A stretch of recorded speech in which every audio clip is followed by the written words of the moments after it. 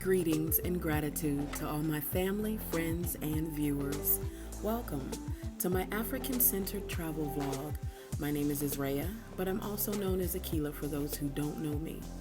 If you have any questions about taking a trip to Africa, investment in Africa, and or maybe even relocating to the continent of Africa, stay tuned as I take you along my repatriation journey. Come, join the movement to reverse the brain drain of Africa. B.R.U.S.E mission is an expression of my life's work to build, repatriate, uplift, serve, and empower. For more details, please like, share, subscribe, and hit the notification bell for my latest uploads. I'll see you in the next video.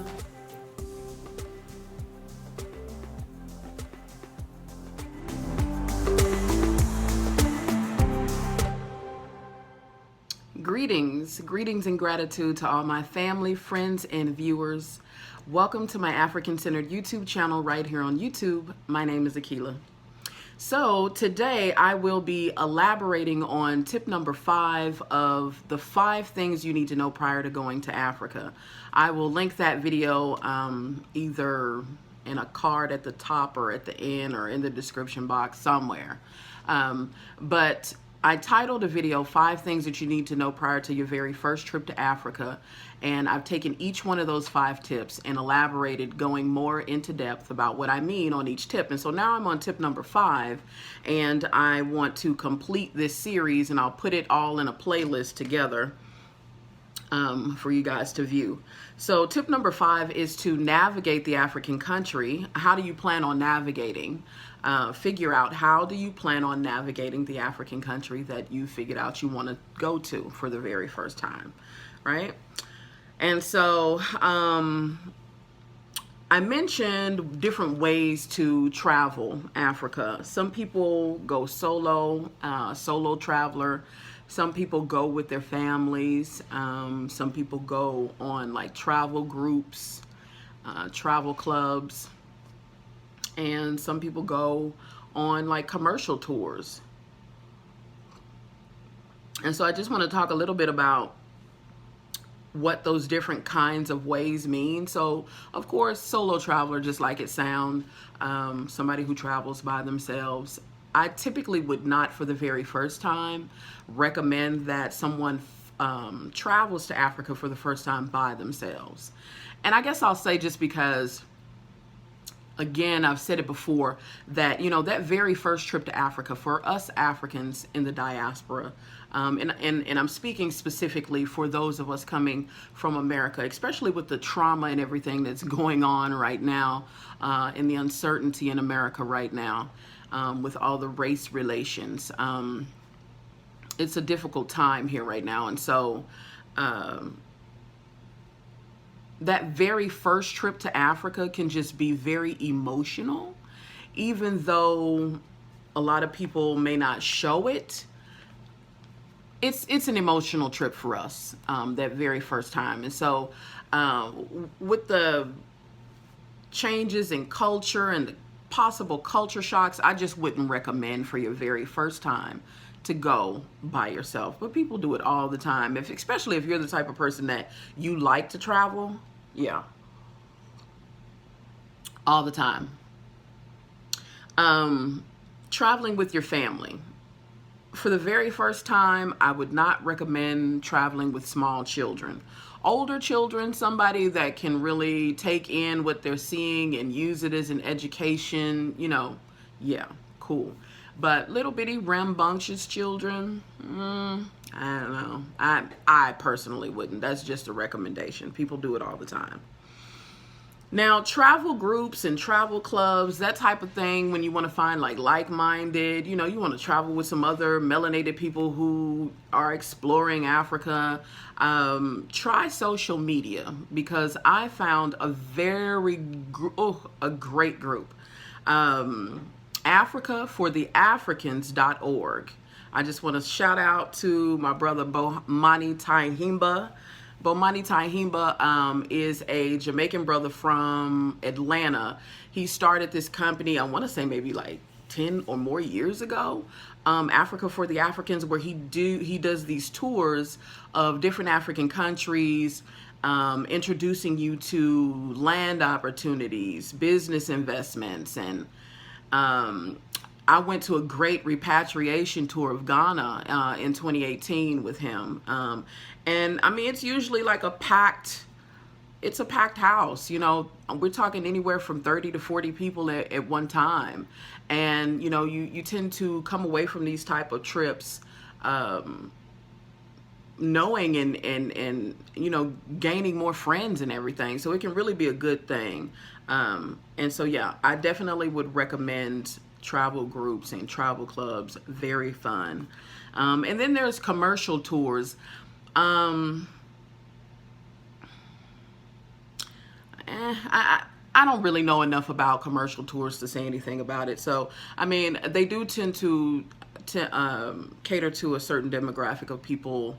I myself would like to at least take one in my lifetime, but I really can't afford it. It tends to be for the rich, you know, when they have those, like in Tanzania, where I'm going in December for my birthday. They're known for their safaris, so I definitely want to kind of, you know, get into that while I'm out there.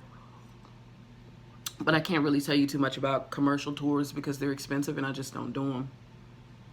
But those are the different ways that you can try and figure out how you're going to travel the African continent. And if you're going to be a solo traveler, I would recommend that you can go on websites like Priceline.com, Expedia.com, and find hotels, accommodations, car rentals, air discount airline tickets too.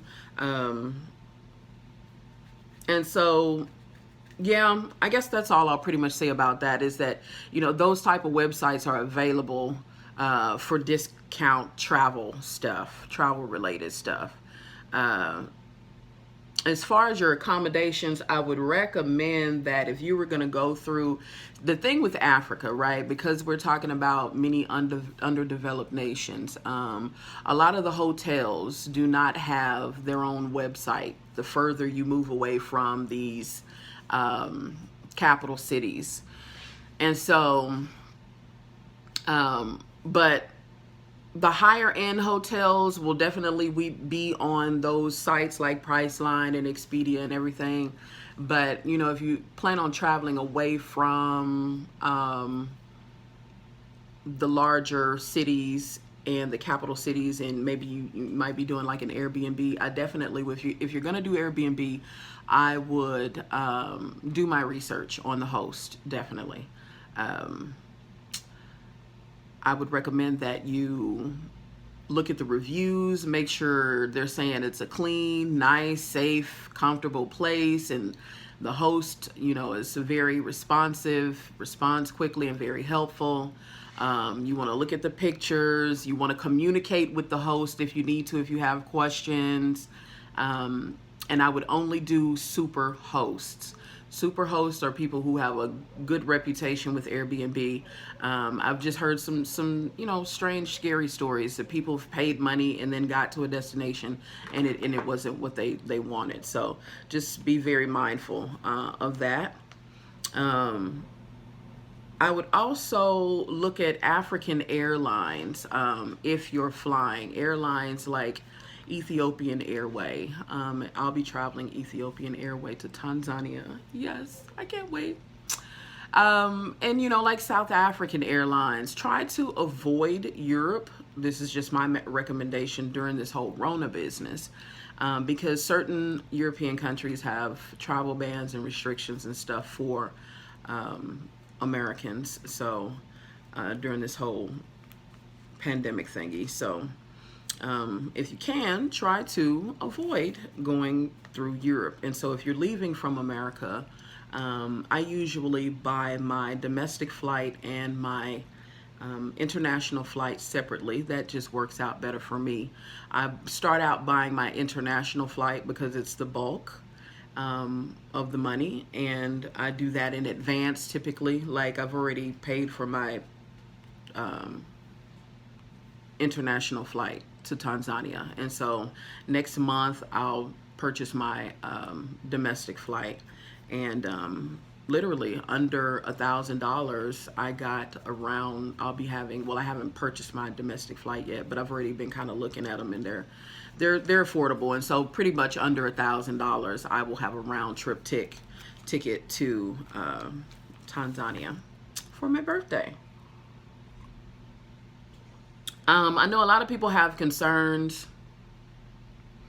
Right now, Africa is doing way better with their pandemic numbers than America. You can always go if you feel uneasy. Most African countries are peaceful. Now, you do have some of those Middle East, which is really like North Africa countries, where the Arabs are over there running amok, doing their thing.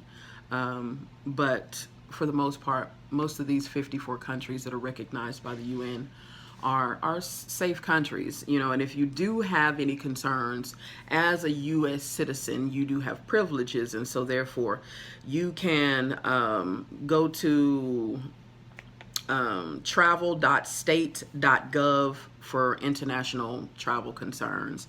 That site will update you on anything going on in any country that there's an American embassy at. And so another thing I would recommend is when you are using these sites like Priceline and Expedia.com, that you, for your very first time, check the baggage allowance. You definitely want to make sure that you are not going over the baggage that you are allowed, because you'll have to, when you get there, you'll have to pay for it or miss your flight, and it could be $200 to $400 for an extra thing of luggage. So you just want to be mindful of that.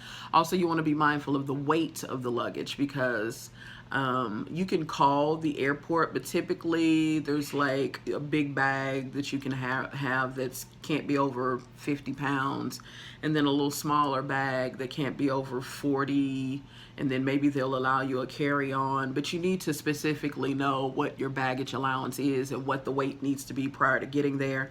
It'll save you some time if you get one of those little devices where you can actually, the little luggage weight devices where you can actually kind of just weigh your luggage prior to going to the airport. Definitely, because if you're there and you're switching things around and trying to get, yeah, it can be a pain. So and leave on time is another tip that I would give you, because don't plan it down to the minute, because you have to go through this whole process of, like I was just saying, checking in your bags and making sure things are under the right weight, and making sure you have your boarding pass, and it's just a lot. And then with this whole Rona business, who knows what else is going on too. So you definitely need to give your time to get there, and I would say at least 2 hours. At least try to be there 2 hours early at the least, so you don't miss your flight. And I think that pretty much sums it up for how to navigate an African country. I thought it was really neat, though, something I didn't know before because I've never done it, is that you can actually rent a car in an African country. I don't know too many people who would feel comfortable with driving, but if you're comfortable with that, literally all you need is an American driver's license, and yeah, you can rent a car and drive in an African country.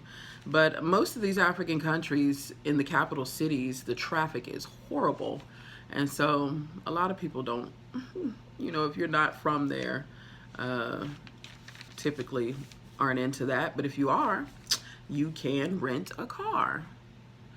And so, yeah, I think that concludes everything I had to say about tip number 5, figuring how you're going to navigate the African country.